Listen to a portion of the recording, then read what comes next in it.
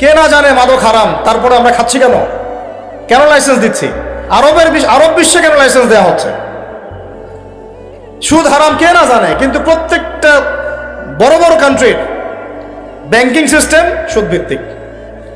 আর অন্য যে কান্ট্রিগুলো তাদের সাথে রিলেটেড, তাদেরও সিস্টেম সুদ ভিত্তিক। এই সুদ ভিত্তিক ব্যাংকিং সিস্টেমের আওতায় যারা এনজিও খুলবে বা বেসরকারি ব্যাংক খুলবে, ওদেরকেও সুদ দিতে হবে। ওরা হতে আপনি যদি কোনো সুদী সমিতিও করেন, আপনাকেও সুদ দিতে হবে। আপনি যেতেই পারবেন না বাইরে, এটা অক্টোপাসের মতো আপনাকে ধরে ফেলছে। এর থেকে বের হইতে হইলে মনে হয় কোন একটা পাহাড়ে গিয়ে একা একা থাকতে হবে, নিজের হাল নিজে চালাইতে হবে, নিজের ফসল নিজেকে উৎপাদন করে খাইতে হবে। এমনও কিন্তু হাদিস আছে, এটাও কিন্তু হাদিসে আসছে, এত ফিতনা ছড়াবে যে মানুষ ইমান বাঁচানোর জন্য নিরিবিলি কোনো জায়গায় একা একা চলে যাবে, থাকতেই পারবে না। আল্লাহ পাক আমাদেরকে বোঝার তৌফিক দান করেন।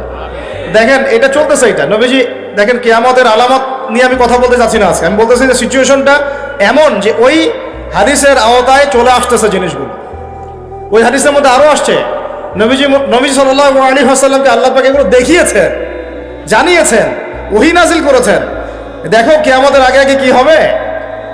ওয়ানতারাল হুফাতাল উরাতাল আলাতা রিয়াশাই ইয়াতাতাওয়ালুনা ফিল বুনিয়ান। আমি জানি আপনাদের মধ্যে বেশিরভাগই হাদিসটা বুঝেন নাই অর্থটা, আমি অনুবাদ করে দিচ্ছি।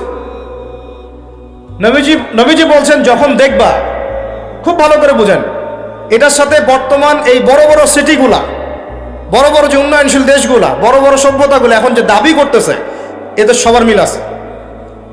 নবীজি বলছেন সাল্লাল্লাহু আলাইহি ওয়াসাল্লাম, যখন তোমরা দেখবা যে নগ্ন পদের, মানে পায়ে স্যান্ডেল কেনার টাকা ছিল না, এরকম গরিব, নগ্ন দেহের মানে গায়ে কাপড় পরার টাকা ছিল না, নগ্ন পায়ের নগ্ন দেহের রাখাল, রিয়াশাই মানে রাখাল, বকরির রাখাল, এই টাইপের মানুষেরা ইয়াতাতাওয়ালুনা ফিল বুনিয়ান।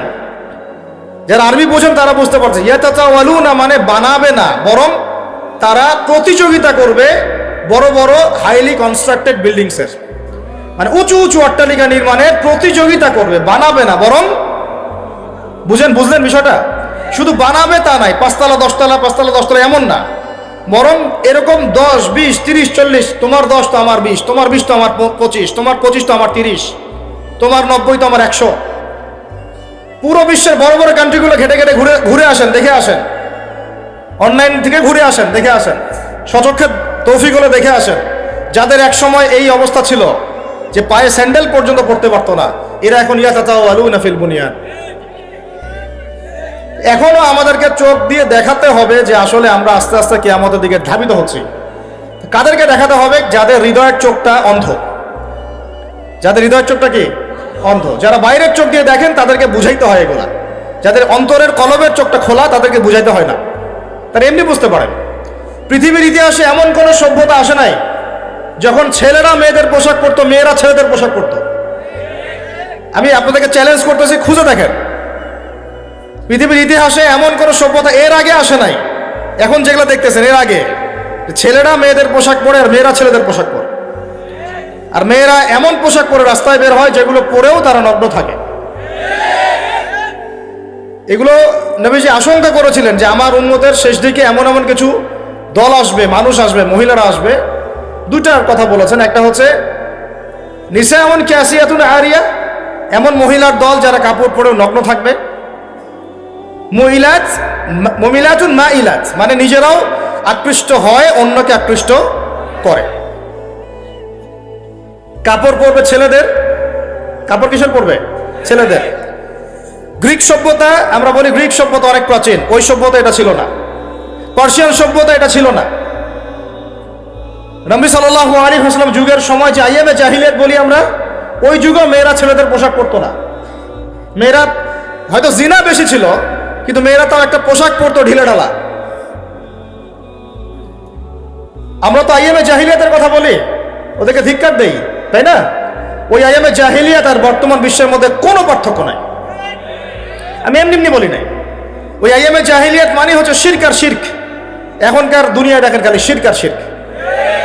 আপনার কাছে মনে হচ্ছে যে আমি তো করি না, লা ইলাহা ইল্লাল্লাহ আমি পড়েছি, মুহাম্মাদুর রাসূলুল্লাহ আপনি পড়েছি, এটা আপনার হয়তো মনে হচ্ছে বাইরের চোখ দিয়ে, মন থেকে ভালো করে ভিতরের চোখ দিয়ে দেখেন, মুসলমান কালিমা পড়েও মাজারে সেজদা করে, মুসলমান কালিমা পড়েও কবরও সেজদা করতেছে, কালিমা পড়ে ওইখানে জবাই করতেছে, ওইখানে নজর মানত করতেছে, আল্লাহকে বাদ দিয়ে অন্যকে সেজদা করতেছে, আল্লাহকে বাদ দিয়ে অন্যের কাছে চাচ্ছে, দোয়া করতেছে। এগুলো কি পাপ? এগুলো কিসের পাপ? এটা তো এতই সূক্ষ্ম পাপ যে মনে করেন আমি নামাজ পড়তে দাঁড়াইছি আর আপনারা 10 জন আমাকে দেখতেছেন, নাউজুবিল্লাহ, আর আমি মনে মনে চিন্তা করতেছি যে 10 জন মানুষ আমাকে দেখতেছে, আমি নামাজটা সুন্দর করে পড়ি। এইটাও এক প্রকার শিরক। এটাও কি? এটাকে শিরকে খফি বলে। এটা রিয়া এক প্রকার কি শিরক। ফাওয়াইলুল লিল মুসাল্লিন আল্লাযীনা হুম আন সালাতিহিম সাহুন ওয়াল্লাযীনা হুম ইউরাউন, মানুষকে দেখানোর জন্য নামাজ পড়ে। আর এখন আমাকে বলেন, যদি কেউ আল্লাহর হালালকে হারাম করে নেয় আর হারামকে হালাল করে নেয়, এটা শিরক কুফর হবে না? হবে না? এখন কথা হচ্ছে, আমরা আইয়ামে জাহিলিয়াতকে গালি দেই, ওই শিরক এখনো বের হয় নাই। আর এটা তো ধর্মীয় অঙ্গনের কথা বললাম। আমাদের অর্থনীতি পুরাই শিরকের উপর দাঁড়ায় আছে। বলবেন যে ভাই কিভাবে? অনেকগুলো কারণ। এটা নিয়ে লেকচার দিতে হলে আমাকে ইকোনমিক্সের উপর আলাদা লেকচার দিতে হবে, যে ইকোনমিক্সের মধ্যে কি কি সমস্যা। একটা খালি বলি তাহলে বুঝবেন যে শিরক আছে কি নাই। একটা বলি, খালি একটা। এমনি তো বুঝেন রিবা হারাম, বুঝেন না রিবা হারাম? রিবা মানে মায়ের সাথে জেনা করা। রিবা মানে কি বললাম বলেন? মায়ের সাথে। আমরা সবাই মায়ের সাথে জেনা করি এখন, নাউজুবিল্লাহ। ইল্লা মাশা আল্লাহ, আল্লাহ পাক খাস করে কিছু বান্দাকে বাঁচাইছেন তারা বাদ দিয়ে।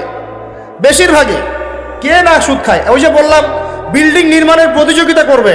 কিভাবে একটা মানুষ যার গায়ে কাপড় ছিল না, পরনে পায়ে স্যান্ডেল ছিল না, সে কেমন করে 100 তলা উঠাইতে পারে, কেমন করে 10 তলা উঠাইতে পারে, কেমন করে 20 তলা উঠাইতে পারে?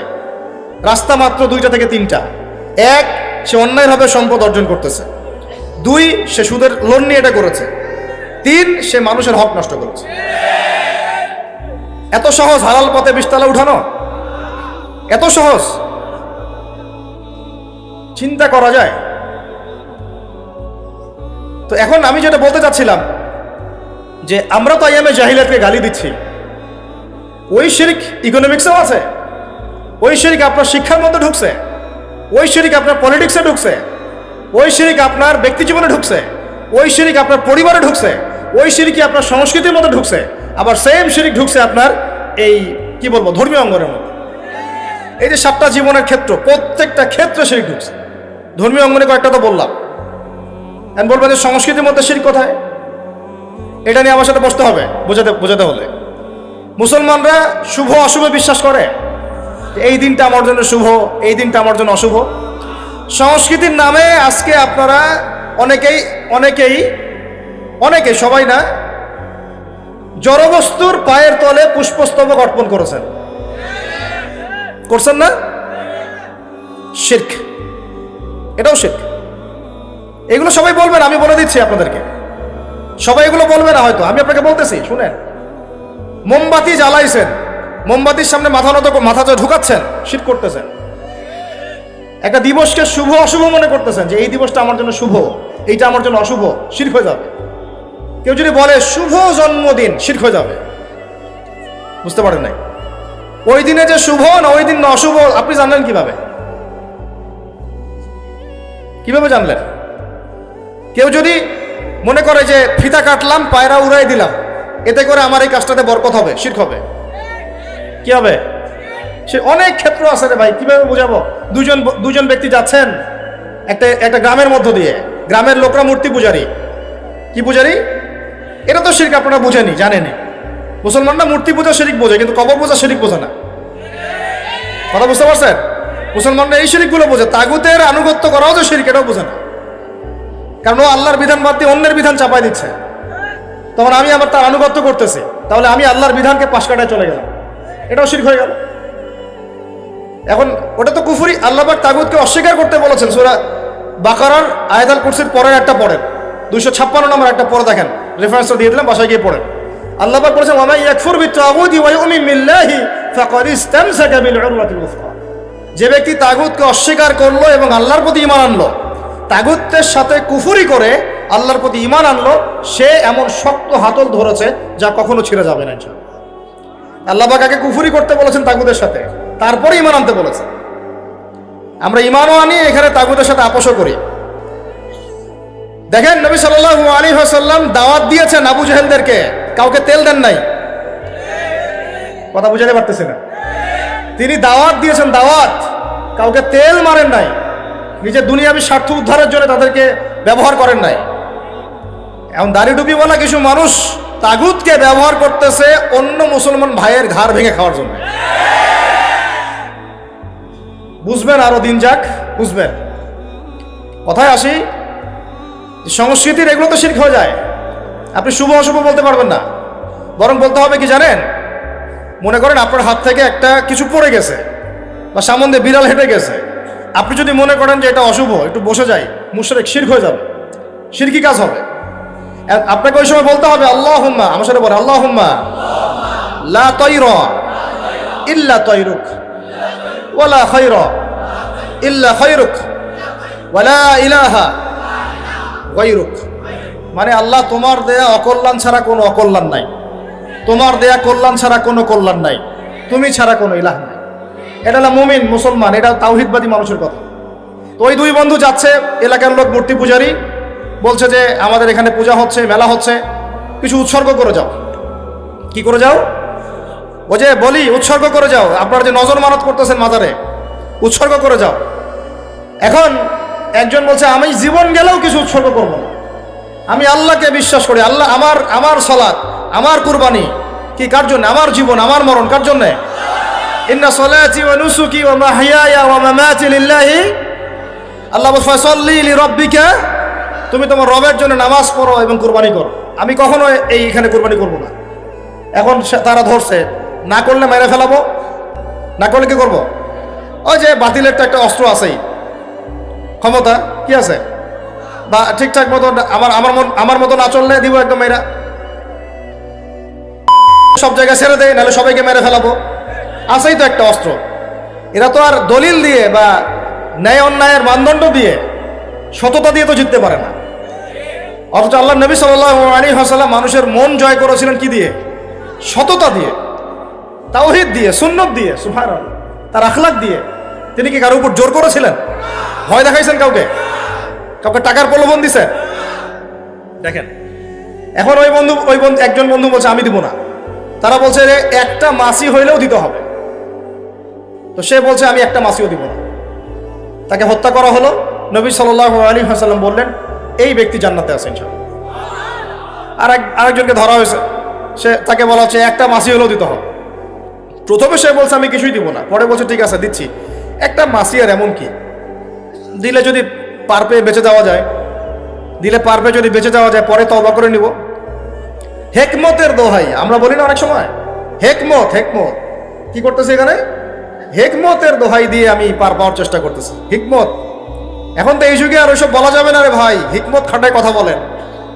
হ্যাঁ, মিষ্টি মিষ্টি মাসালায় একদম অনলাইন গরম, যেগুলা মানে বেসিক কথা, শেকর, এগুলো নিয়ে কোনো আলাপই নাই। হ্যাঁ, কেউ খালি ফজিলত বয়ান করে ইসলাম প্রতিষ্ঠা করতে চাচ্ছেন, কেউ শুধুমাত্র দেখা যাচ্ছে কি বলবো সৎ কাজে আদেশ করে ইসলাম কায়েম করতে যাচ্ছেন, কেউ মাঝে মাঝে সমাজ কল্যাণমূলক কিছু কাজ করে ইসলাম কায়েম করতে যাচ্ছেন। আসলে ইসলাম কায়েম হবে শুধুমাত্র একটা সুন্নতে, সেটা হলো সিরাতুন নবী সাল্লাল্লাহু আলাইহি ওয়াসাল্লাম। নবীর সিরাত, নবীর জীবনী, ওইভাবেই দিন কায়েম হবে, অন্য কোনোভাবে দিন কায়েম হবে না ইনশাআল্লাহ। ওই সিরাতের মধ্যে দাওয়াত ছিল, ইলমের মেহনত ছিল, তাসকিয়া ছিল, মার এসেছে, সবর ছিল, প্রয়োজনে হিজরত করতে হয়েছে, তারপরে মদিনায় গিয়ে প্রয়োজনে ইসলামী রাষ্ট্র কায়েম হয়েছে, তারপরে গিয়েছেন বদরে, তারপর উহুদ, তারপর খন্দক, তারপরে এইভাবে হুদাইবিয়া সন্ধি, তারপরে যে খায়বার সাথে যুদ্ধ, বনু কুরাইজা, বনু কাইনুকা, বনু নাজির, পরে আস্তে আস্তে মক্কা পুরোটা বিজয় হয়েছে। ওই পবিত্র বৃক্ষের উপর দ্বারাই আমরা ফল খাচ্ছি এখন। এটাই সিরাত, এটাই সুন্নাত। এর বাইরে আমরা এখন যেটা হিকমত বলতেছি, এগুলো হিকমত না, কাপুরুষতা। আমরা আমাদের কাপুরুষতাকে হিকমতের শব্দের আড়ালে লুকাই ফেলতেছি। আমরা আমভাবে সবার উদ্দেশ্যে দাওয়াত দিব, কি দিব? দেখেন এখন দুইটা রাস্তা খোলা। এক হচ্ছে শেকড়টা যেহেতু পচে গেছে, হয় আপনাকে শেকড়ে এমন মেডিসিন প্রয়োগ করতে হবে যাতে শেকড়ের এই পচনটা কি হয়, ভালো হয়, সুস্থ হয়ে যায়, গাছটা যেন পবিত্র হয়ে যায়। এখন গাছটা অপবিত্র হয়ে আছে, শেকড়টা নষ্ট, শেকড় নষ্ট না? আমি সুদ খাইলে আমার শেকড় আবার পবিত্র হয় কিভাবে? আমি যদি মাদক খাই, ইয়াং ছেলে পেলে তোমাদেরকে বলতেছি, তাহলে আমাদের শেকড় পবিত্র কিভাবে হয়? তাওহীদই চিনি না, শেকড় কেমনে পবিত্র হবে? সুন্নতি নাই, বেদাতি আমল দিয়ে ভর্তি, কিভাবে পবিত্র হবে? হালাল হারামের পরোয়া করি না, জেনা ব্যভিচার ছড়াচ্ছে, সমকামিতা ছড়াচ্ছে, ট্রান্সজেন্ডার ছড়াচ্ছে, তাহলে শেকড় কেমনে পবিত্র হয়? তাহলে এখন দুটো উপায়, হয় ওই শেকড়ে এমন মেডিসিন পুশ করা যাতে শেকড়ের রোগগুলো কি হয়, সেরে যায়। এই কাজটাই আমরা করতেছি এখন আর কি। ওলামায়ে কেরাম এবং যারা দায়ী আল্লাহ সবাই এই কাজটাই করতেছেন, কিন্তু বিচ্ছিন্নভাবে। এখানে একটা ঐক্যবদ্ধ প্ল্যাটফর্ম নাই। বুঝতে পারেন কথা? যদি থাকতো তাহলে ইসলামকে এগিয়ে নেওয়ার ক্ষেত্রে সাহায্যকারী ভূমিকা পালন করত। আমি কি বুঝাতে পারছি? আল্লাহ পাক পৃথিবীতে নামিয়ে দিয়েছেন, এতিম করে ছেড়ে দেন নাই। আল্লাহ পাক হেদায়েত দিয়েছেন, আসমানি কিতাব পাঠিয়েছেন। আসমানি কিতাবের সর্বশেষ কিতাব কি? আল কোরআন, যার ব্যাখ্যা হচ্ছে সুন্নাহ, হাদিস। কোরআন আর হাদিস মিলেই হচ্ছে ইসলাম। এটা বাদ দিয়ে অন্য কোনো দিন তালাশ করলে আমল কবুল হবে না। এই ইসলামের সংযোজন বিয়োজনের কোনো সুযোগ নাই। এখন ইসলাম বাদ দিয়ে অন্য মতাদর্শগুলো যদি আমরা ফলো করি, সেগুলো যদি কোরআন সুন্নাহর অনুকূলে হয় ঠিক আছে, যদি কোরআন সুন্নাহর প্রতিকূলে যায় তাহলে ঠিক নাই। যদি আপনারা বলেন, এখন সারা বিশ্বই কথা বলে যে বেশিরভাগ মানুষ যা বলবে সেটাই হবে, বেশিরভাগ মানুষ যেটা বলবে সেটা সঠিক, ডেমোক্রেসি, বেশিরভাগ মানুষ যা বলবে সেটাই সঠিক। এখন এই মসজিদে মনে করেন যে 1000 মানুষ বসে আছেন, কথার কথা, এখন একটা ভোটাভুটি করলাম। বিষয় কি? বিষয় হচ্ছে সুদ হালাল না হারাম।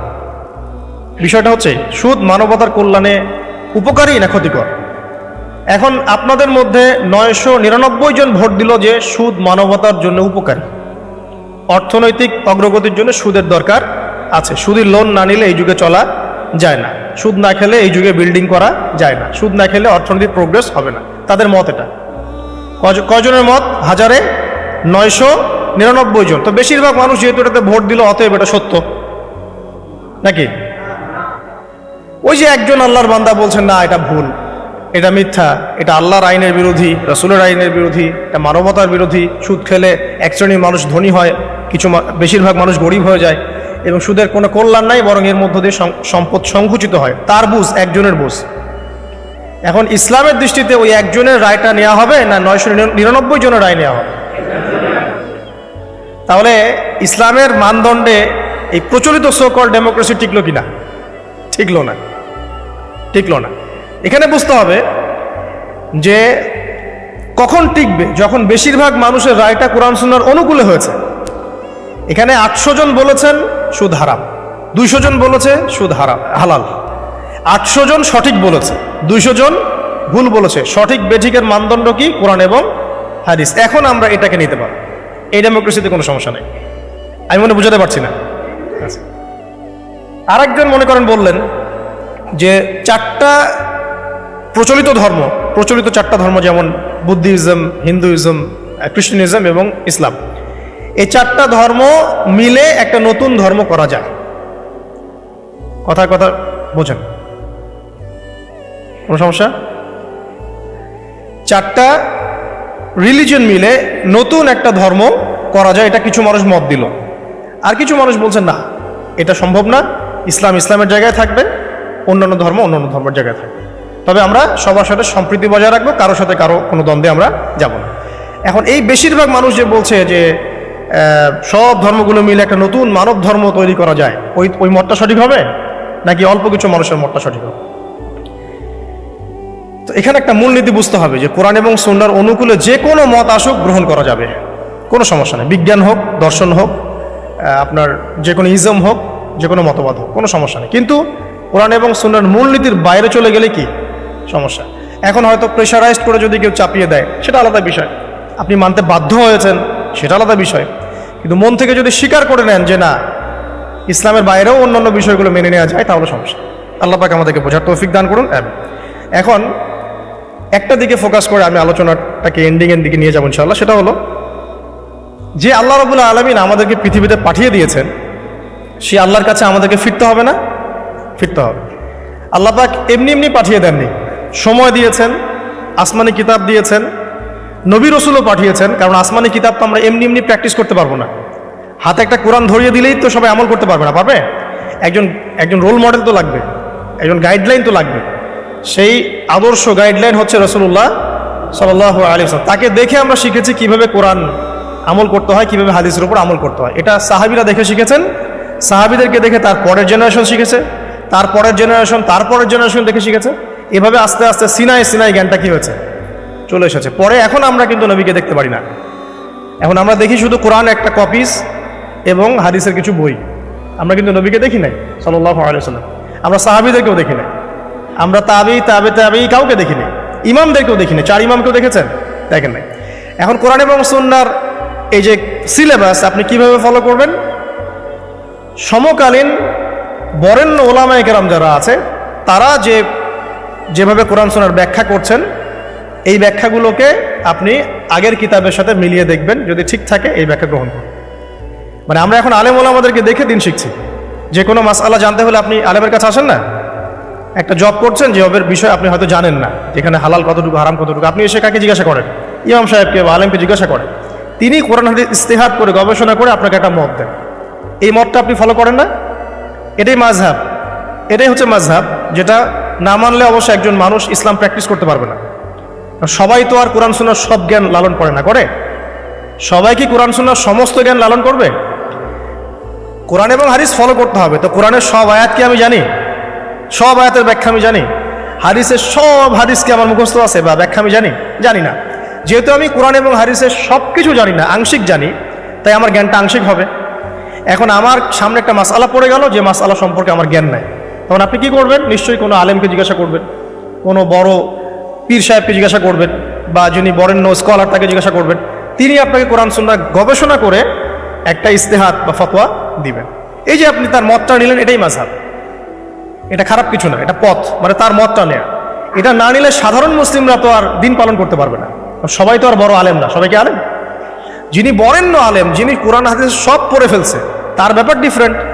সে নিজেই মুস্তাহিদ, তার তো আর মাযহাব মারার প্রয়োজন হচ্ছে না। সে তো নিজেই মুস্তাহিদ, সে তো নিজেই গবেষণা করে একটা রায় বের করতে পারে, তার তো আর মাযহাব মারা প্রয়োজন হচ্ছে না। তারপরেও এখন এই যুগে এই সৎসাহস কয়জনের আছে যে বলতে পারে কোরআন সুন্নাহর সব জ্ঞান আমি জানি? বলতে পারবে? এই কারণেই বরেণ্য ওলামায়ে কেরামরাও পর্যন্ত তাদের পূর্ববর্তীদের মাযহাবটাকে কি করেন? ফলো করেন। যেটা ফলো না করলে আপনি কিন্তু ইসলামটা পরিপূর্ণরূপে বুঝতে পারবেন না, সমস্যা হয়ে যাবে। আংশিক জ্ঞান নিয়ে যদি আপনি কোরআন সুন্নাহ গবেষণা করে মাসআলা বের করতে যান, সমস্যা হয়ে যাবে, আপনি বিভ্রান্ত হয়ে যেতে পারেন, যেহেতু সব জ্ঞান আপনার নাই। যেমন কিছু মানুষ বিভ্রান্ত হয়ে গেছে, কোরআন সুন্নাহ গবেষণা করে বলছে যে হাদিস আর মানার দরকার নেই, কোরআন মানলেই হবে। হ্যাঁ, এরকম অনেক মানুষ বের হয়েছে এখন। অনেক মানুষ দেখলাম সেদিন বলছে যে কোরআন সুন্নাহ গবেষণা করে দেখেছে যে নবী সাল্লাল্লাহু আলাইহি ওয়াসাল্লাম শেষ নবী নন, আরো নবী নাকি আসতে পারে, নাউজুবিল্লাহ। তো কোরআন সুন্নাহ গবেষণা করে সে তার ওই ভাঙাচুরা বুদ্ধিতে বুঝেছে যে লা ইলাহা ইল্লাল্লাহ কালিমা একবার মুখে পড়লেই হবে, আমলের কোনো দরকার নেই। আবার এক শ্রেণী বের হচ্ছে, ওরা বলছে যে কবিরা গুনাহ যদি করে কবিরা গুনাহ যদি কেউ করে ফেলে, সে কাফের হয়ে যাবে, তাকে হত্যা করা যাবে, নাউজুবিল্লাহ। এরকম মানুষ যে বিভ্রান্ত হচ্ছে কেন?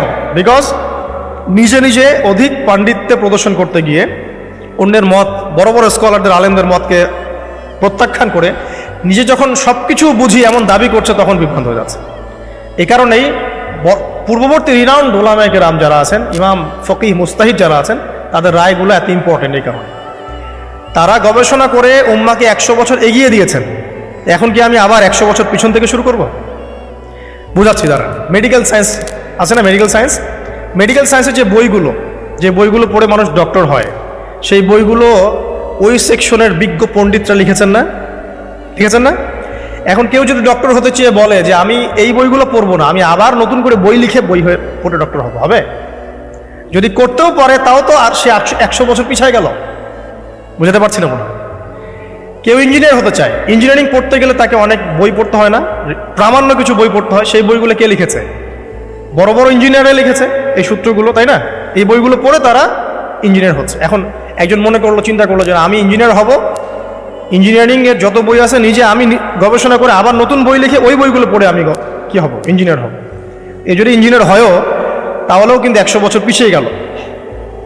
বিজ্ঞানী হবে, যে বিজ্ঞানের অনেক সূত্র আছে না, ফিজিক্সের, কেমিস্ট্রি, বায়োলজির অনেক সূত্র আছে না, এই সূত্রগুলো গবেষণা করে করে মানুষ বড় বড় বিজ্ঞানী হচ্ছে না। এখন কেউ যদি চিন্তা করে না আমি নতুন করে সব তত্ত্বগুলো আবার আবিষ্কার করব, করে প্রামাণ্য বই লিখবো, সেই বই পড়ে নিয়ে আমি আবার বিজ্ঞানী হব, কত বড় বোকা, চিন্তা করেছেন? তো এখন বিষয়টা হচ্ছে যারা 100 বছর এগিয়ে দিয়েছেন উম্মাকে, নতুন করে আবার 100 বছর পিছন থেকে শুরু করার কোনো মানে নাই। হ্যাঁ, এখন কি করতে হবে? যদি এমন নতুন নতুন কিছু মাসআলা বের হয় যেগুলো কোরআন সুন্নাহর সাথে সরাসরি পাওয়া যাচ্ছে না, তখন আপনি কি করবেন? আলেম ওলামাদের ইস্তেহাদের আশ্রয় নেবেন, দেখবেন, আপনি যাচাই করে দেখবেন যে এই মাসআলাটা কোন কোন আলেম কিভাবে রায় দিচ্ছেন। ঠিক আছে, আপনার বুদ্ধি আছে, আপনাকে আল্লাহ পাক ইলম দিয়েছেন, কোরআন সুন্নাহ গবেষণা করে আপনি একটা ফতোয়ায় আসতে পারবেন ইনশাআল্লাহ তাআলা। আল্লাহ পাক তৌফিক দান করবেন। যেটা বলছিলাম, শর্ট করে বলি, যে আল্লাহ পাক আমাদেরকে পৃথিবীতে নামিয়ে দিয়ে এতিম ছেড়ে দেন নাই, কোরআন সুন্নাহ দিয়েছেন, একটা রোল মডেলও দিয়েছেন, কোরআন সুন্নাহ নাজিল করেছেন, এটা দিয়ে ইসলামকে পরিপূর্ণ করেছেন, ঢোকানোর বের করার কোনো সুযোগ নাই। একই সাথে আল্লাহ পাক রাসূল সাল্লাল্লাহু আলাইহি ওয়াসাল্লামের আদর্শ সামনে রেখেছেন, এটাকে ফলো করে আপনাকে কোরআন সুন্নাহ মানতে হবে। এখন এই কাজ আরো কি বলবো 1 লক্ষ 2 লক্ষ গুণ গতি পাইতো, এই কাজগুলো আরো 1 থেকে 2 লক্ষ গুণ কি পাইতো, গতি পাইতো। এখন গতি কম, কারণ আমরা বিভক্ত। আর বিভক্ত হওয়ার জন্য আমাদের খুব একটা মানে বড় ইস্যুর দরকার নাই, হাত বাঁধা নিয়ে আমরা মসজিদ ভাগ করতে পারি, আমিন জোরে আসতে নিয়ে আমরা মসজিদ ভাগ করতে পারি। ঠিক আছে, তারাবির নামাজ সামনে যে 8 না 20 মসজিদ ভাগ হয়ে যাবে। মানে এমন এমন মাসআলা যেগুলোতে উভয় পক্ষের দলিল আছে এবং যেগুলোতে প্রশস্ততা আছে এবং যেগুলো আসলে কোনোদিনও মানে বাহাসের কোনো বিষয় নাই এগুলা। কারণ কি বাহাস হয় কোন বিষয়? মৌলিক বিষয় নিয়ে। এগুলো ইখতিলাফি মাসআলা, পক্ষে বিপক্ষে ওলামায়ে কেরামদের মত আছে, ইমামদের ইজতিহাদের মধ্যে মতপার্থক্য আছে, সাহাবীদের আমলের মধ্যে মতপার্থক্য আছে। মতপার্থক্য বলতে বোঝাচ্ছি, যেমন বনু কুরাইজায় গিয়ে একদল সাহাবী আসর পড়েছেন, একদল না গিয়ে আগেই আসর পড়েছেন। নবীজি বলেন নাই তুমি ভুল তুমি সঠিক, নবীজি বলেছে সাল্লাল্লাহু আলাইহি ওয়াসাল্লাম তোমরা দুজনেই সঠিক। আমাদের ইখতিলাফের, আমাদের বিভক্ত হওয়ার জন্য এতটুকু যথেষ্ট। আমরা যে কত কমন সেন্সহীন জাতি, এগুলো প্রমাণ করে। কমন সেন্সই নাই ভাই, এতই বাহাসের দরকার, এতই বিভক্তি হওয়ার দরকার, তাহলে আপনি সুদ নিয়ে কথা বলেন না কেন? সুদের বিরুদ্ধে ঐক্যবদ্ধ হন, মাদকের বিরুদ্ধে ঐক্যবদ্ধ হন, আপনি জেনার বিরুদ্ধে জনমত গড়ে তোলেন, সমকামিতা নিয়ে তো কোনো কথা নাই। আপনার নিয়ে মুখে কুলুপ মেরে বসে আছেন, একেবারে ইস্যু নিয়ে মুখে কুলুপ মেরে বসে আছেন, শিক্ষানীতি নিয়ে মুখে একটা শব্দ বের হয় না। আপনি আসছেন এই ইখতিলাফি মাসআলা নিয়ে উম্মাহ ভাগ করতে, কি আশ্চর্য কথা! আপনারা এইসব ফাঁদে পা দিয়েন আল্লাহর ওয়াস্তে। এই জন্য আমি শুরুতে একটা কথা বলছি, ওলামায়ে কেরাম ছাড়া একা একা দিন শিখবেন না। যে ব্যক্তি একা একা দিন শিখতে যাবে সে বিভ্রান্ত হয়ে যাবে। আর অনলাইনে তো মানে মারাত্মক, এখানে 80%ই 20% মধু। তো এই মধু আর বিষ এমনভাবে মিক্স করা হয়েছে যে এর পার্থক্য করার যোগ্যতা যাদের জানা নাই, তারা ঢুকলেই বিভ্রান্ত হয়ে যাবে।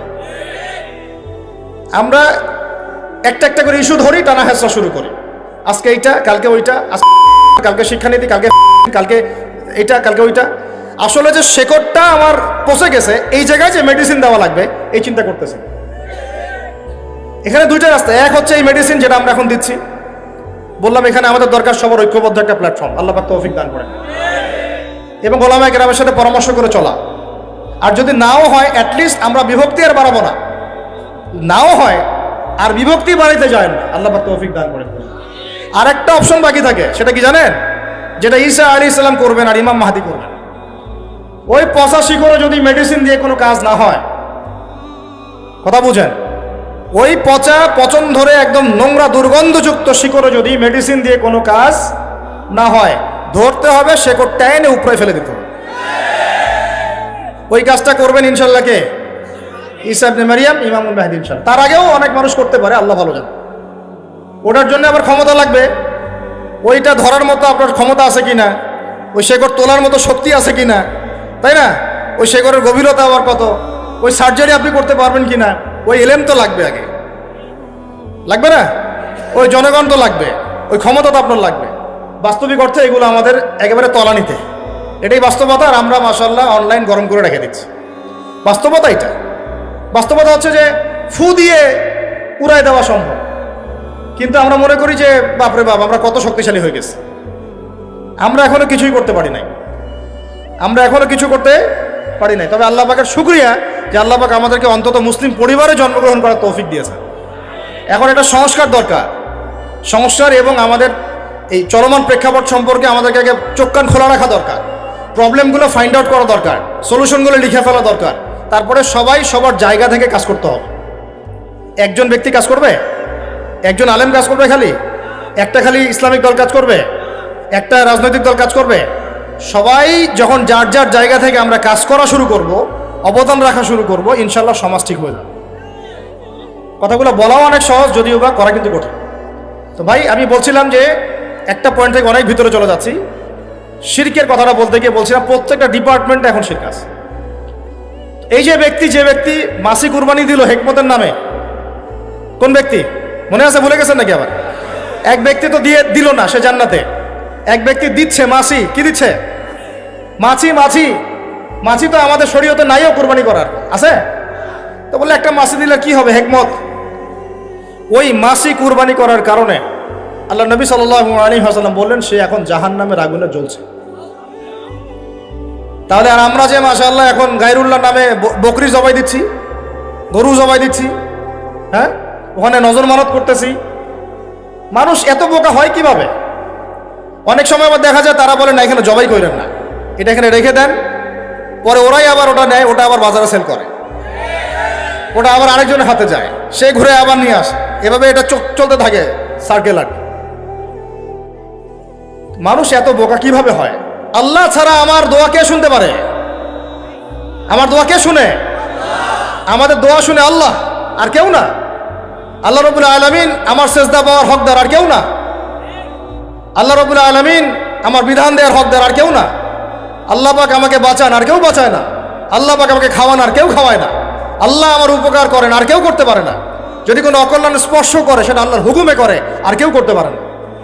একদম আকীদা স্পষ্ট ক্লিয়ার থাকবে। আল্লাহ ছাড়া কোনো ইলাহ নাই, কোনো মাবুদ নাই, কোনো বিধানও নাই। আল্লাহ ছাড়া কোনো ইলাহ নাই, কোনো মাবুদ নাই, ইবাদত পাওয়ার হকদার কেউ নাই, কোনো হুকুমও নাই। এর বাইরে যদি যাই আমরা মুশরিক হয়ে যাব। এটা ধর্মীয় অঙ্গনে, আপনার সংস্কৃতির মধ্যে এগুলো আছে। হুতুম পেশা নিয়ে রাস্তাঘাটে ঘুরবে আমাদের ছেলেপেলে, কয়েকদিন পরে ঘুরছেও, আর এর আগে কয়েকদিন। ও মনে করে যে এই হুতুম পেঁচা আমার কল্যাণ ডেকে নিয়ে আসবে। শুভ অমুক বর্ষ, মানে শুভ মানে এটা আপনাকে শুভ নিয়ে আসবে। তো পেশা আমার শুভ কিভাবে নিয়ে আসবে? শুভ বুঝলাম, শুভ না হয় মেনেই নিলাম ওর তর্কের খাতিরে যে ও এটাকে শুভ মনে করতেছে। তো শুভর সাথে পেশার কি সম্পর্ক বলেন? পেশা, বাদর, হনুমান এগুলোর মূর্তির সাথে মুসলমানদের কি সম্পর্ক? এগুলোর সাথে শুভ অশুভের কি সম্পর্ক? সারা দিন খাবো পিৎজা, বার্গার আর হাই রেস্টুরেন্টে খাওয়া দাওয়া করা, ওই দিন একেবারে আমি একদম কি পান্তা ভাত আর ইলিশ মাছ, ওই দিন আবার এটার দাম হবে 2000 টাকা, 5000 টাকা প্লেট। মানে গরিবের সাথে একটা মস্করা করা, গরিবের সাথে একটা টিটকারি মারবো। আর এই গরিব মানুষরা পান্তা ভাত খাইতে কিন্তু মজা লাগে। আবার আমরাও খাই মাঝে মাঝে, যারা খায় না তারা তো জানে না। পান্তা অনেকে বাধ্য হয়ে খায়, খাওয়ার নাই বাসায়, পান্তা বাধ্য হয়ে খায়। ওটাকে আপনি 5000 টাকা প্লেটে, 3000 টাকা প্লেটে খাওয়াচ্ছে, গরিবের সাথে মস্করা। ওই টাকাটা তো গরিবকে দিতে পারতেন। কুরবানিদের সময় এরা বের হয় যে গরু কুরবানি না করে টাকাটা যদি দিত মানুষকে, তাই না? তা আমরা তো গরু কুরবানি করে 3 ভাগই করি, 1 ভাগ তো দিয়েই দিই মানুষকে। মিসকিনদেরকে 1 ভাগ দিয়ে দেই, 1 ভাগ কাকে দেই? আত্মীয়দেরকে দিয়ে দেই, আর 1টা ভাগ আমরা খাই। আমরা কি সব পুরা গরু ভোগবাদী দর্শনে খাই? এটা ত্যাগের চেতনায় খাওয়া হয়। তুমি কয়দিন একটা পশু জবাই করে 3 ভাগ করে মানুষকে দিছো? হ্যাঁ, একটা ব্রয়লার মুরগিও তো 3 ভাগ করে মানুষকে খাওয়াও না। এরা হচ্ছে এই সংস্কৃতির নামে যা চলতেছে, এটা নিয়ে আমি ইনশাল্লাহ আরেকদিন কথা বলবো। এই সংস্কৃতির নামে যা চলতেছে আপনাদেরকে মুশরিক বানায় ফেলতেছে। মুশরিক হয়ে যাচ্ছে আমরা এভাবে আস্তে আস্তে। আমাদের সংস্কৃতি এমন সংস্কৃতি আমরা লালন করি, পালন করি অবশ্যই, যেটা আমাদের জাতির সাথে মিল আছে, বাঙালি সভ্যতার সাথে মিল আছে, কিন্তু এটা কুরআন সুন্নাহর সাথে সাংঘর্ষিক না। যদি সাংঘর্ষিক হয় আমরা সেটা নিতে পারবো না। আর কুরআন সুন্নাহর সাথে সাংঘর্ষিক কোনো সংস্কৃতি নাইও আসলে। বাঙালি সংস্কৃতির মধ্যে কুরআন সুন্নাহর সাথে সাংঘর্ষিক কিছু ছিল না, নতুন করে আমদানি করা হয়েছে। এখন আসেন, আপনার অর্থনীতির মধ্যেও শিরক আছে, বুঝাইতে গিয়ে এদিকে চলে আসছে। আমার হাতে একটা কিতাব দেখা যায়, কি এটা বলেন? আমরা সবাই এটাকে ভালোবাসি, মহব্বত করি, সত্যি করে বলেন? আল্লাহর কিতাব, নাউজুবিল্লাহ, কেউ যদি কোনো অমুসলিম জ্বালায় দেয় আপনার সামনে, আপনার রাগ উঠবে? আচ্ছা বুঝলাম, এটা তো বুঝলাম, আপনার আবেগে আমি শ্রদ্ধা করি। এখন এই কিতাবের মধ্যে আল্লাহ পাক সুদ হারাম করছে। এই কিতাবের মধ্যে আল্লাহ বলেছেন যে চুরি করলে চোরের হাত কাটে দিও। এই কিতাবে আল্লাহ বলছেন তোমরা ইয়াংরা স্পেশালি জেনার কাছেও যাও না। এটা ইয়াংদেরকে বলবেন স্পেশালি, জেনার করিও না, না মেয়ের সাথে হাত ধরিও না, না ঘরে ঢুকিও না এমন না, বেডে যাও না এমন না, ওর কাছেও যাও না। এই কিতাবে আল্লাহ পাক বলেছেন মাদক দ্রব্য হারাম। এই কিতাবে আল্লাহ পাক বলেছেন কি আল্লাহর সাথে কাউকে শরীক করা যাবে না, রাসূলের সুন্নতের বাইরে যাওয়া যাবে না। এই কিতাবে আল্লাহ পাক বলেছেন ডাকাতি করলে ডান দিকের হাত বাম দিকের পা কেটে ফেলবা, জেনা করলে 100টা বেত্রাঘাত করবা, মাদকদ্রব্য পান করলে 40টা বেত্রাঘাত করবা, বিবাহিত ব্যক্তি যদি ব্যভিচার করে রজম করে হত্যা করবা, সমকামিতা যদি কেউ করে নবীজি বলছেন ফাকতুলুল ফাইলা ওয়াল মাফউলা বিহি, তাহলে ওই ইসলামিক গভর্নমেন্টের উপর দায়িত্ব হচ্ছে যে করেছে এবং যার সাথে করা হয়েছে দুইটাকেই মৃত্যুদণ্ড দেওয়া। উরজুমুল আলা ওয়াল আসফালা মিনহুমা, নবীজি বলছেন উপরে যে আছে নিচে যে আছে দুইটাকে রজম করবা। এখন এগুলো কোরআনের কথা, আর আপনারা বলছেন আপনারা এই কোরআনকে ভালোবাসেন। বাস্তবিক অর্থে আমাদের এই দাবিটা 100% সত্য না। আমরা মোটেই কোরআনকে মন থেকে ভালোবাসি না, না আমি বিশ্বাস করি না এটা। যদি কোরআনকে মন থেকে ভালোবাসতেন আপনি এখন কোরআন তেলাওয়াত করা শিখতেন। কোরআনকে যদি আপনি ভালোবেসেই থাকেন কোরআন তেলাওয়াত করা কেন শেখেন নাই এতদিন পর্যন্ত? আমার কথা রাগ করতেছেন? আপনার কলেজে আঘাত লাগুক এটাই আমি চাচ্ছি, এতে করে অ্যাটলিস্ট আপনি ফিরে আসেন। আমাকে দুইটা গালি দেন সমস্যা নাই, অ্যাটলিস্ট ফিরে আসেন। কোরআনকে যদি ভালোবেসেই থাকি তাহলে কোরআন কেন তেলাওয়াত করা শিখবো না? কোরআনকে যদি ভালোবেসেই থাকি কোরআনের ভাষা আরবি কেন জানবো না? কোরআন যদি ভালোবেসেই থাকি কোরআনের আদেশ কেন মানবো না? কোরআনকে যদি ভালোবেসেই থাকি তাহলে কোরআনের অর্থ আমি কেন জানবো না? কোরআনকে যদি ভালোবেসেই থাকি কোরআনের নিষেধ কেন বর্জন করব না? কোরআনকে যদি ভালোবেসেই থাকি কোরআনের বিধানগুলো কেন বাস্তবায়িত হয় না? কেন কিতাবের মধ্যেই পড়ে থাকে? বাস্তবিক অর্থে আমাদের দাবি আর বাস্তবতার মধ্যে আকাশ পাতাল পার্থক্য আছে। ভাই কোরআন আঁকড়ে ধরেন, আল্লাহ পাক তৌফিক দান করুন। সামনে রমাদান আসে ভাই, রমাদান মানেই কোরআন। শাহরু রমাদান আল্লাযী উনজিলা ফীহিল কোরআন, এই কিতাব নাযিল হয়েছে কোন মাসে ভাই? এখন থেকে পাক্কা নিয়াত করি রমজান মাসে কোরআন একদম পড়ে ছারখার করে ফেলাবো। প্রতিদিন কমপক্ষে 2-3 পারা, না পারলে 1 পারা, ঠিক আছে? যারা পারি না এখনই শিখে ফেলাবো, শিখে ইনশাল্লাহ রমজান থেকে কোরআন শুরু হবে। এইভাবে আল কোরআনের আলো ঘরে ঘরে জ্বলবে না। আল কোরআনের আলো ঘরে ঘরে ওই দিন জ্বলবে যেদিন বাংলার এই 16 কোটি মুসলিম জনগণের প্রত্যেকের ঘর থেকে ফজরের পর সূরা ইয়াসিনের তেলাওয়াত শোনা যাবে। সবাই কোরআন তেলাওয়াত করতে পারবে, সবাই কোরআনের ভাষা বুঝবে, কোরআনের অর্থ জানবে। ইনশাল্লাহ দেখবেন কোরআনের সমাজ এমনি কায়েম হয়ে গেছে ইনশাআল্লাহ। আমাকে একজন সাহাবী দেখান যিনি কোরআন তেলাওয়াত করতে পারতেন না, পারবেন দেখাইতে? একজন সাহাবী দেখান যিনি কোরআনের ভাষা বুঝতেন না, একজন সাহাবী দেখান যিনি কোরআনের আদেশ মানতেন না, পাবেন? এই কোরআনের আমাদের এই কোরআনের হক 6টা। কয়টা বলেন তো? আমার সাথে বলেন কয়টা হক? এক, বিশুদ্ধ তেলাওয়াত। এক কি? বিশুদ্ধ সহি শুদ্ধ তেলাওয়াত ছাড়া অন্য কিছুতে আপনি যাবেন না। আগে অনলাইনে তেলাওয়াত বিশুদ্ধ না করে শায়েখ হওয়া যায়, বাস্তবে হওয়া যায় না। অনলাইনে কোরআন তেলাওয়াত না জেনেও মানুষ শায়েখ হইতে পারে, এটা অনলাইনে পসিবল, বাস্তবে এটা সম্ভব না।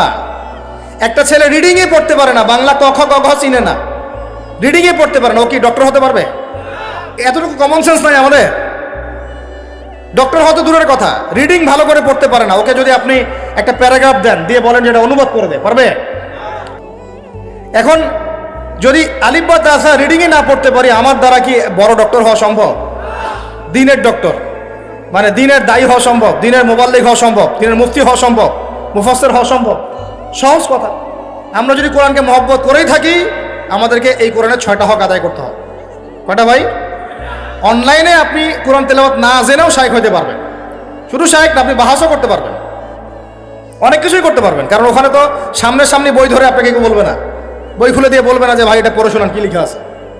ওই যে অনলাইনে সব করা সম্ভব, অফলাইনে মাদ্রাসায় আসা সম্ভব না, ওখানে আসলেই ধরা খাইতে হবে। সামনে কিতাবাদি দেওয়া হবে, পড়েন, পড়তে পারবে না, ধরা খেয়ে যাবে। যে কিতাব, একটা মেডিকেল সায়েন্সের কিতাব সে কেউ যদি পড়তেই না পারে, ও কি ওষুধ দিতে পারবে? বুঝেন নাই কথাটা? ডক্টর, একটা ডক্টর দাবি করতেছে, এখন সে মেডিকেল সায়েন্সের কোনো কিতাব পড়ে নাই, ও কি ওষুধ দিতে পারবে? ওই ওষুধ খাইলে মানুষ বাঁচবে না মরবে?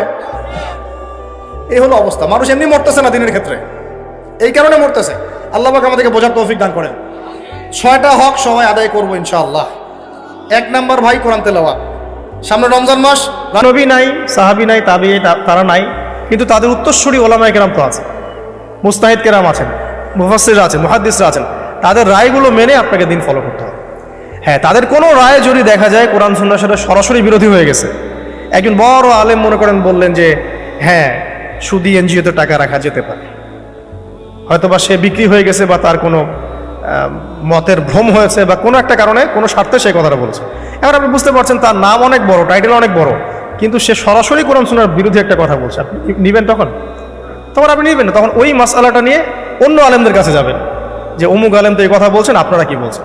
তখন আপনি যাচাই বাছাই করে একটা সিদ্ধান্তে আসতে পারবেন। এভাবে দিন পালন করলে ইনশাল্লাহ বিভ্রান্ত হবেন না ইনশাল্লাহ। আর একা একা বুঝে সব করতে গেলে সমস্যা আছে। আল্লাহ পাক আমাদেরকে একটু বোঝার তৌফিক দান করুন। এখন শেষ করার আগে আমি আর 10-15 মিনিট সময় নিচ্ছি, যে একটা জায়গায় আমি ফোকাস করি যে দিন পালন করতে গিয়ে সবচেয়ে বড় চ্যালেঞ্জটা হচ্ছে, সেটা হচ্ছে আল্লাহকে পাওয়া। কি করা? যে আল্লাহর কাছ থেকে আমরা এসেছি, সেই আল্লাহকে দুনিয়াতে এবং আখিরাতে পাওয়া, এটাই চ্যালেঞ্জ। আল্লাহকে যে ব্যক্তি পেয়েছে সে দুনিয়ার সব পেয়ে গেছে। আল্লাহকে যে পায় নাই সে আসলে কিছুই পায় না, ইহকাল পরকালের কিছুই পায়নি। এখন আমরা আল্লাহকে পাবো কিভাবে? এটা বড় প্রশ্ন না? যে আল্লাহর কাছ থেকে, যে জান্নাত থেকে আমরা পৃথিবীতে চলে আসলাম, সেই জান্নাতে যেতে হলে তো আমাকে আল্লাহকে পেতে হবে। আল্লাহকে পেতে হলে আমার কি কি করণীয়? খুব শর্ট করে আমি কয়েকটা পয়েন্টস আপনাদেরকে শেয়ার করছি। 1 নাম্বার, আল্লাহকে পেতে হলে অবশ্যই তার নবী মুহাম্মদ সাল্লাল্লাহু আলাইহি ওয়াসাল্লামকে অনুসরণ করতে হবে। এছাড়া আল্লাহকে পাওয়ার দ্বিতীয় কোনো পথ নাই। আল্লাহকে পেতে হলে অবশ্যই তার নবী মুহাম্মদ সাল্লাল্লাহু আলাইহি ওয়াসাল্লামের আদর্শগুলো জীবনের প্রতিটা ক্ষেত্রে বাস্তবায়ন করতে হবে। চলাফেরা, ওঠা বসা, খাওয়া দাওয়া, হ্যাঁ, ইস্তেঞ্জা করা, মুআমালাত, ব্যবসা বাণিজ্য, অর্থনীতি, সমাজ, রাষ্ট্র, সব ক্ষেত্রে আপনাকে মুহাম্মদ সাল্লাল্লাহু আলাইহি ওয়াসাল্লামের তরিকা, আদর্শটাকে ফলো করতে হবে। তাহলে আপনি আল্লাহকে পাবেন ইনশাআল্লাহ। যে ব্যক্তি আল্লাহকে পেয়েছে সে দুনিয়াও পেয়েছে, আখিরাতও পেয়েছে। যে আল্লাহকে পায় নাই, দুনিয়াও বরবাদ, আখিরাতও বরবাদ। 1 নাম্বার তাহলে কি কাজ? আল্লাহ পাকের সর্বশেষ নবী মুহাম্মদ সাল্লাল্লাহু আলাইহি ওয়াসাল্লামকে অনুসরণ করা, তার আদর্শ মেনে চলা, 1 নাম্বার। 2 নাম্বার হচ্ছে 5 ওয়াক্ত নামাজ। আল্লাহকে পেতে হলে নামাজ লাগবে। নামাজ নাই, আল্লাহ নাই। ওয়াস্তাঈনু বিস-সাবরি ওয়াস-সালাহ, তোমরা সবর এবং সালাতের মধ্য দিয়ে আল্লাহর সাহায্য প্রার্থনা করো। আমরা এই জন্যই নামাজে বলি ইয়্যাকা না'বুদু ওয়া ইয়্যাকা নাস্তাঈন, আমরা শুধু আপনারই ইবাদত করি এবং আপনার কাছেই সাহায্য প্রার্থনা করি। আল্লাহকে পেতে হলে নামাজের কোনো বিকল্প নাই। যে ব্যক্তি নামাজ পড়ে না, আল্লাহর সাথে তার কোনো সম্পর্ক নেই, নো কানেকশন। আপনি যে কোনো কিছু চাচ্ছেন, সেজদায় পড়ে আল্লাহর সামনে আত্মসমর্পণ করেই চাইতে হবে। ওয়াসজুদ ওয়াক্তারিব, আল্লাহ পাক কি বলেছেন? সেজদা করো, নিকটবর্তী হও। তো ব্যাখ্যা অনেক করা যায়। নামাজ না পড়লে কিন্তু মানুষ কুফরিতে লিপ্ত হয়। যে ব্যক্তি মান তারাকা সালাতান মুতাআম্মিদান ফাকাদ কাফারা, যে ব্যক্তি সালাতকে অস্বীকার করে, ফরজ নামাজকে অস্বীকার করে, সে ব্যক্তি কিন্তু কুফরিতে চলে যায়। ঠিক আছে? তারপরে বাইনা রাজুলি ওয়া বাইনা শিরকি ওয়াল কুফরি তারকুস সালাহ, একজন মুমিন বান্দা এবং অমুসলিমদের মধ্যে পার্থক্যই নামাজ। নামাজের বিষয়ে অনেক কথা আমি আগেও বলেছি, আপনারা শুনেছেন, অন্য আলেমদের কাছেও শুনেছেন। এক বাক্যে নামাজ না পড়লে ইসলামের রশিটা কেটে যাবে। মুআয বিন জাবালকে নবী সাল্লাল্লাহু আলাইহি ওয়াসাল্লাম বলেছেন যে যদি মান তারাকা সালাতান মুতাআম্মিদান, কেউ যদি সালাতকে ইচ্ছা করে ছেড়ে দেয়, ফাকাদ বারিআত মিন জিম্মাতিল্লাহ, সে ব্যক্তি আল্লাহর জিম্মেদারি থেকে মুক্ত হয়ে যাবে। তার উপর আল্লাহর কোনো জিম্মাদারি নাই, আল্লাহর নিরাপত্তা, জিম্মাদারি থেকে সে মুক্ত। তো 5 ওয়াক্ত নামাজ আল্লাহ পাক আমাদের সবাইকে জামাতের সাথে পড়ার তৌফিক দান করুন। এর পাশাপাশি নফল নামাজ বাড়িয়ে দেওয়ার তৌফিক দান করুন, এবং স্পেশালি তাহাজ্জুদের নামাজ যদি পারেন 2 রাকাত হলেও নিয়মিত তাহাজ্জুদের নামাজ পড়ার তৌফিক আল্লাহ পাক আমাদেরকে দান করুন। আর নামাজের বাহ্যিকতা নিয়ে এত বেশি ঝগড়ায় যাবেন না। এখন আমরা যত ঝগড়া নামাজের বাহ্যিকতা নিয়ে, হাত বাঁধা, রফুল ইয়াদাইন, আমিন আর পায়ে পা, এগুলো নিয়ে ঝগড়ার শেষ আছে? নাই। ইসলামের বিরোধী শক্তিরা হাত ভেঙে ফেলার পায়তারা করে ফেলেছে অলরেডি। হাতই না থাকলে আপনি বাঁধবেন কোথায়? মনে করেন আপনার হাতই নাই, বাঁধবেন কি উপরে না নিচে? তো এই হাত তো ভেঙে ফেলার পায়তারা করা হয়েছে। এখন আপনি পড়ে আছেন বাঁধার কোন জায়গায় বাঁধবেন সেটা নিয়ে, অথচ পুরো বৈশ্বিক চক্রান্ত মুসলিমদের বিরুদ্ধে হাতটাই ভেঙে ফেলে দিন। তুই বাঁধবি কোথায় হাত? তারপর দেখবো এটা আমরা বুঝতে পারি না। এটা বোঝার জন্য যে জ্ঞান, ইলম, নূর দরকার তা তো নাই আমাদের মধ্যে। এই জন্য আপোষের ঝগড়া নিয়ে পড়ে আছে। যে ছোটোখাটো যে ইখতলাফি মাসআলাগুলো চলে আসছে দীর্ঘদিন থেকে, এগুলোর কোনো সমাধানে আসতে পারবে না কিন্তু কেউ। পক্ষে বিপক্ষে কথা চলতেই থাকবে কিয়ামত পর্যন্ত, ওইগুলো নিয়ে আমরা ব্যস্ত আছি। তা আমি রিকোয়েস্ট করবো নামাজের আধ্যাত্মিকত্বের দিকে ফোকাস করেন।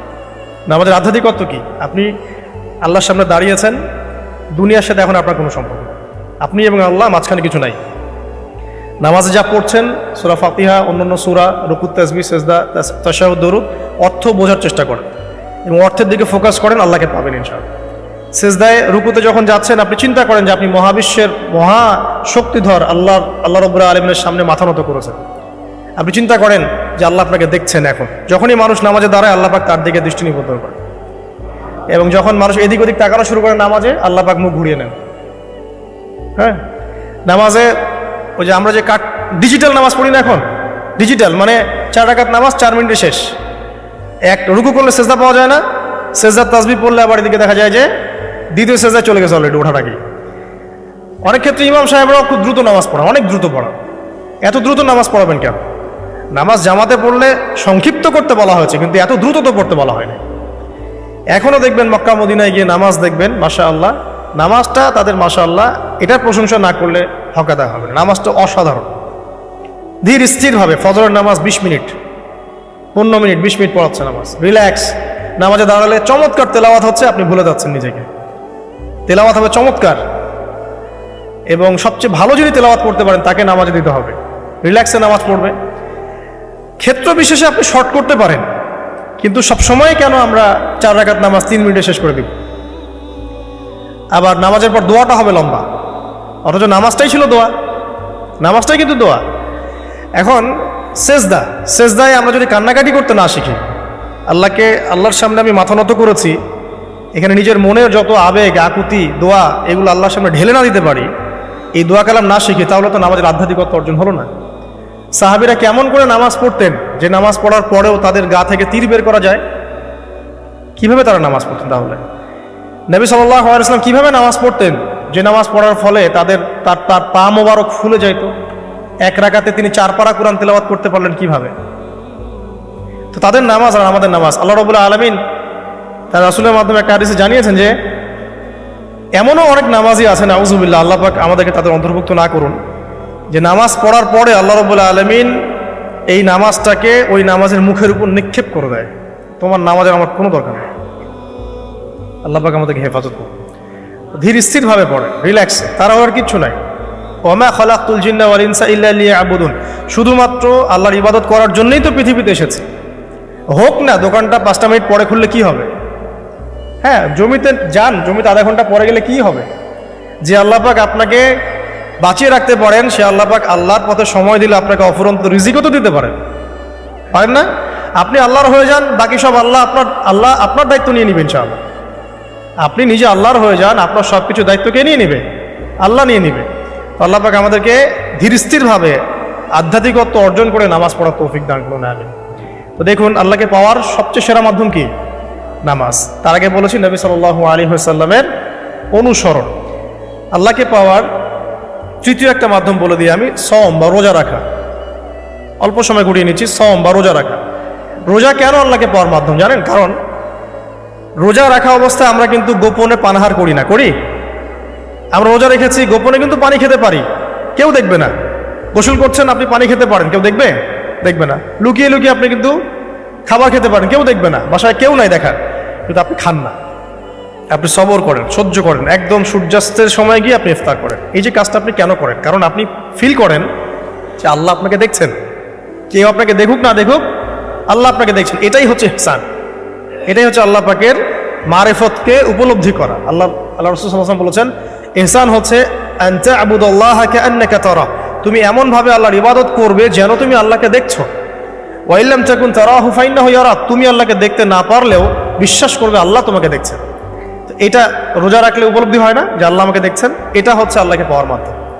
এই জন্য রমাজানের রোজা অবশ্যই রাখবো ইনশাআল্লাহ। পাশাপাশি এই যে সোমবার, বৃহস্পতিবার, বা এই যে মাসের 3 দিন আইয়ামে বীজের সওম আছে, 13, 14, 15, আরাফার সওম, আশুরার সওম বা নফল সওম, এগুলো রাখার অভ্যাস করলে আল্লাহকে পাওয়া যাবে ইনশাআল্লাহ। আল্লাহ পাক আমাদেরকে বেশি বেশি সওম রাখার তৌফিক দান করুন। এবং আমাকে আপনাদের সবাইকে বিগত জীবনে আমরা যারা বিভিন্ন সময় সম রাখি নাই বা রাখতে পারি নাই বা বিভিন্ন সালাত পড়ি নাই, পড়তে পারি নাই, এগুলোকে হিসেব করে আদায় করার তৌফিক আল্লাহ পাক দান করুন। আমিন। 4 নম্বর একটা মাধ্যম বলে দিয়ে আল্লাহকে পাওয়া, সেটা হলো তিলাওয়াতে কোরআন। কোরআন তেলাওয়াত যে যত বেশি করবে, অর্থ উপলব্ধি করে পড়বে, সে আল্লাহ পাককে চাক্ষুষ পাবে ইনশাআল্লাহ।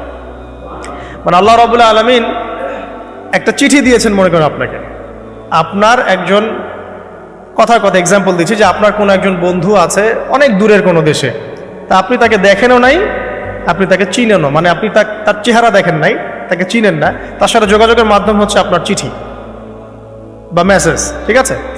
এখন সে আপনাকে কিছু মেসেজ পাঠালো, এই মেসেজের মধ্যে সে কিছু ইনস্ট্রাকশন দিয়েছে যে এইগুলো করতে হবে, এগুলো করতে হবে, বা আপনার প্রতি ভালোবাসার এজহার করছে। মানে এই মেসেজটা যদি আপনি পড়তে পারেন, তাহলে আপনি আপনার বন্ধুর সাথে একটা কানেকশন তৈরি করলেন না? বুঝতে পারছি না? আচ্ছা, এখন সমস্যা হচ্ছে কি, আমরা ওই মেসেজটা পড়তেই পারি না। আমরা তো কোরআনটা পড়তেই জানি না, তাহলে মেসেজটা পাবো কিভাবে? আর যারা পড়তে জানি সেই ভাষাটা বুঝি না। এখন ওই বন্ধু মনে করেন চিঠি লিখেছে বাংলা ভাষায়, আর আপনি বাংলা পড়তে জানেন না, তাহলে কি পারবেন উপলব্ধি করতে তার মনের ভাব, সেই বন্ধুর আবেগ, ভালোবাসা, প্রেম আপনি কি উপলব্ধি করতে পারবেন? লিখেছে সে উর্দু দিয়ে বা ইংরেজিতে, আপনি ইংরেজি বোঝেন না, ইংরেজি লিখতে পারেন না, তাহলে কি আপনি তার চিঠি বুঝতে পারবেন?